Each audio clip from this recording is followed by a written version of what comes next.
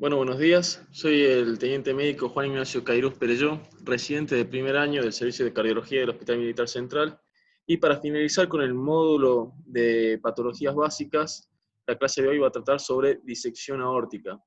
Que la disección aórtica, como definición, es el desgarro o ruptura de la capa media arterial de la aorta, ¿sí?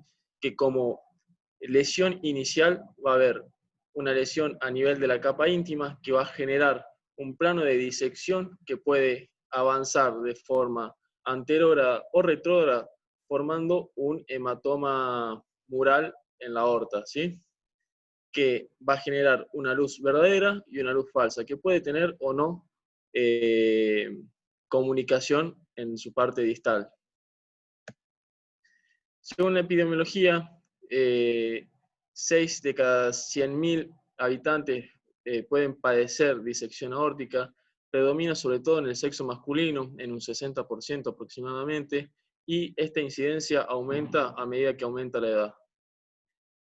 Como factores predisponentes encontramos la hipertensión arterial, los trastornos del tejido conectivo, porque como sabemos la capa media de la aorta está formada por mucha cantidad, abunda la cantidad de tejido conectivo. Entonces, en pacientes con trastornos a este nivel, como por ejemplo en pacientes con síndrome de Marfan, es más frecuente encontrar pacientes con disección aórtica. Traumatismos, sobre todo aquellos que son directos sobre el tórax, y procedimientos invasivos. También cabe recalcar otros factores, como por ejemplo el tabaquismo, antecedentes familiares y patologías de la válvula aórtica. Entonces, como fisiopatología, como dije previamente, la ruptura intimal es la lesión que va a iniciar con la disección aórtica, ¿sí? Va a generar el plano de disección dentro de la media. Como la clasificación tenemos dos tipos. Tenemos la de Baquet, que actualmente no se utiliza esta, sino que se utiliza la clasificación de Stanford, que la divide en tipo A, si involucra a la aorta ascendente, o la tipo B, si está indemne. Se utiliza más esta clasificación debido a que van a agrupar a las mismas según la mortalidad, el pronóstico y el tratamiento, ¿sí? Y a partir, en 2016, apareció una nueva clasificación, ¿sí? En donde aparece la tipo no A, no B, ¿bien? En donde de esta no A, no B hay dos tipos, una descendente y otra de tipo del arco de la aorta, ¿sí? Entonces, en cuanto a la clínica primordial de esta patología es el dolor torácico, ¿sí? Que se puede dar en la región anterior del tórax, puede ser precordial, y esto es sobre todo característico de la disección aórtica tipo A. Puede irradiar hacia el dorso hasta la región interescapular, que es más característico de la tipo B, y si la disección aórtica avanza hacia la aorta abdominal, puede también generar dolor abdominal. El paciente se puede presentar frío, sudoroso, ¿sí? Y con diferencia de pulso. Entonces es primordial en estos pacientes tomar la presión de ambos miembros, ¿sí? Sobre todo para diferenciar un paciente, por ejemplo, chocado. ¿Por qué? Porque en un paciente con disección aórtica, por lo general, vamos a encontrar hipertensión arterial. Entonces, si sabemos que a su vez puede haber diferencia de tensión arterial en ambos miembros, podemos tomar sin querer del miembro que está comprometido y tratarlo como un shock, ¿sí? Entonces, también dentro de la clínica tiene una clínica muy florida, ¿sí? Porque puede involucrar diferentes partes del cuerpo, como por ejemplo, a nivel cardíaco, puede comprometer los ostiums de las arterias coronarias, sobre todo el ostium de la coronaria derecha. Entonces el paciente puede también padecer un IAM de cara inferior por compromiso del ostium de la coronaria derecha. También, al dilatar la raíz aórtica y dilatar el anillo aórtico, puede generar insuficiencia aórtica, que como corolario, dependiendo de la severidad de esta insuficiencia, puede generar insuficiencia cardíaca. También, a nivel del sistema nervioso, uno de los síntomas más frecuentes es el síncope, por compromiso de las arterias supraórticas. También puede generar ACV y paraplegia por compromiso de las de arterias medulares, ¿sí? Y esta paraplegia se caracteriza por ser transitoria.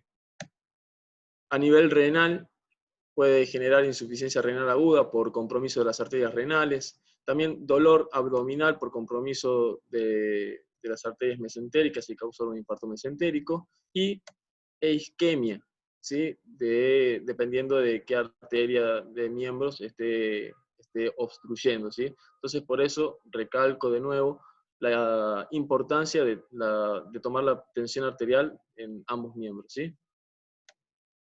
Entonces tenemos condiciones de alto riesgo, características del dolor de alto riesgo y características del examen, ¿sí? Dentro de las condiciones de riesgo encontramos el síndrome de Marfan, los antecedentes familiares, enfermedad conocida de la válvula aórtica, aneurisma aórtico torácico conocido y manipulación aórtica previa. Dentro de la característica del dolor, que sea de inicio súbito, de intensidad grave, que es de característica de desgarro o ruptura.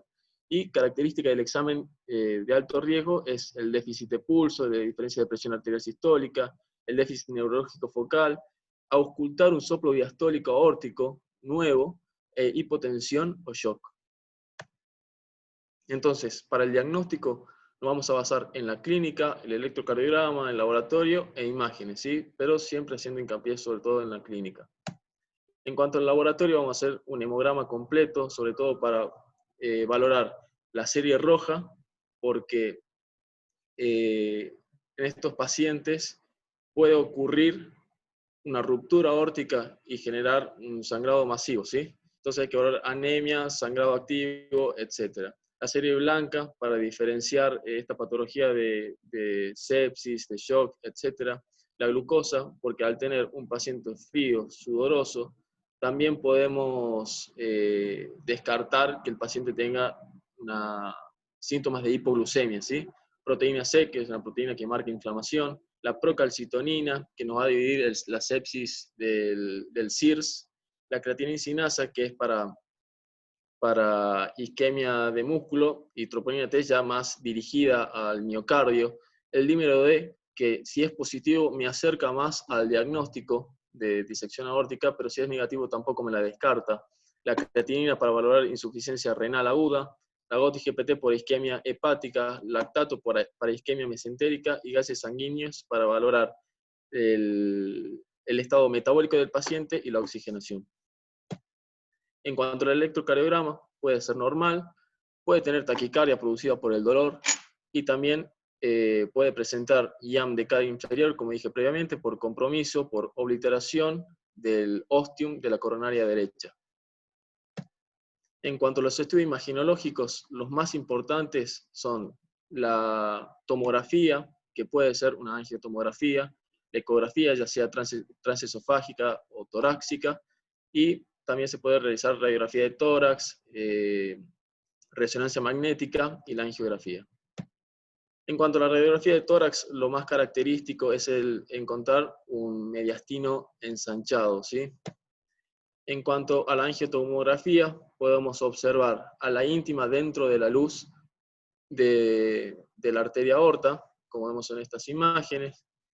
Si a su vez le agregamos contraste y observar la angiotomografía, nos es más sencillo observar cuál es la luz verdadera y cuál es la luz falsa. Pero acá podemos ver que en la tomografía sin contraste podemos observar signos indirectos de disección aórtica, ¿sí? Este se llama signo del calcio, que es depósito de calcio en la capa íntima de la aorta, ¿sí? Que se observa dentro de la luz de la aorta, que una vez que agregado el contraste nos diferencia bien ambas luces, ¿sí? Y en la angiotomografía también se puede observar y valorar la característica helicoidal que toma una vez que avanza la disección aórtica. En la ecografía, que como dije puede ser transtorácica o transesofágica, también se puede observar la disección aórtica, ¿sí? De nuevo, observando la íntima dentro de de la luz aórtica y el flap de disección, ¿bien? Una ayuda para diferenciar la luz verdadera de la luz falsa en el caso de no tener Doppler es que por lo general, no es la ley, pero por lo general la cara cóncava de la íntima da hacia la luz verdadera, ¿sí? Entonces, y la convexa hacia la luz falsa. En esta imagen se puede ver también la íntima dentro de la luz de la aorta. Este es una ecografía transesofágica de aorta, en donde con Doppler, donde se puede observar la luz verdadera y la luz falsa. Entonces, como estudios por imagen, se recomienda en todo paciente inicial con una ecografía transtorácica como estudio inicial, ¿sí? En los pacientes inestables, directamente ya se recomienda iniciar con una tomografía transesofágica o una tomografía de tórax, ¿sí?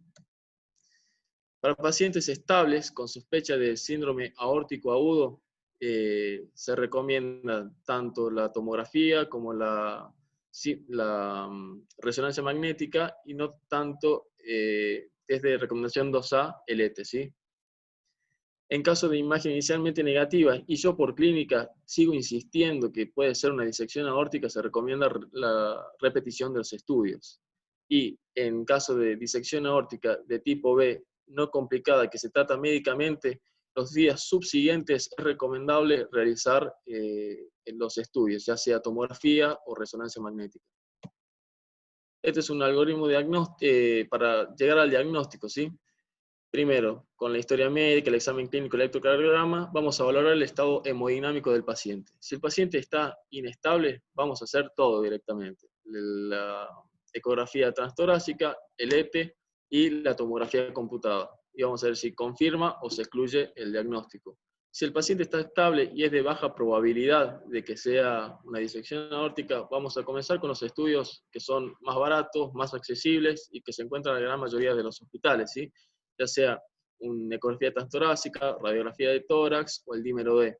Si estos estudios me siguen orientando hacia disección aórtica, recién ahí vamos a pedir ya sea tomografía, resonancia o el ET.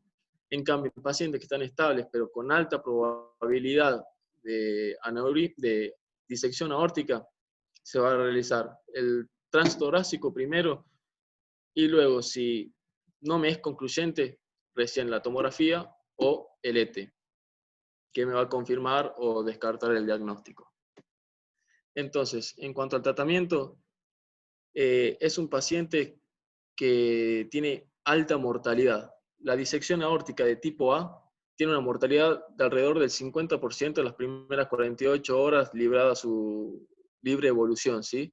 Entonces son pacientes que tenemos que seguir muy de cerca. Hay que seguir cerca la frecuencia cardíaca, la tensión arterial, la PVC, hay que realizar diuresis horaria. Entonces, un paciente que tiene que estar en unidad cerrada, ya sea unidad de terapia intensiva o unidad coronaria.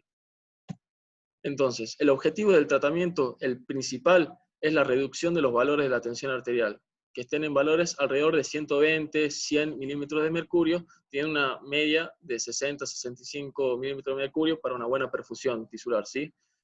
Y disminuir la fuerza de eyección ventricular con inotrópicos negativos. Entonces, las guías recomiendan el uso de nitroprusiato de sodio, ya que tiene de acción muy rápida y una vida media corta, ¿sí? Se usa a razón de 3 a 5 microgramos kilogramo minuto y con una dosis máxima de menos de 10 microgramos kilogramo minuto. Y también se puede utilizar otros beta bloqueantes como la betalol, la atenolol, etc. Entonces, recomendaciones para el tratamiento. El quirúrgico a la disección de aórtica tipo A o disección aórtica tipo B complicada, ya sea con isquemia de órganos vitales, en un paciente en contexto de síndrome de Marfan, en ruptura o rotura inminente que se caracteriza por dolor persistente o presencia de un aneurisma sacular. Y el tratamiento médico se recomienda en un principio, en realidad, a todos los pacientes con disección aórtica, ya sea tipo A, que luego se va a hacer una resolución quirúrgica, o de tipo B. Entonces, para tipo B, disección aórtica del arco que sea estable y disección aórtica crónica. Entonces, esta es la recomendación para el tratamiento. Listo, muchas gracias.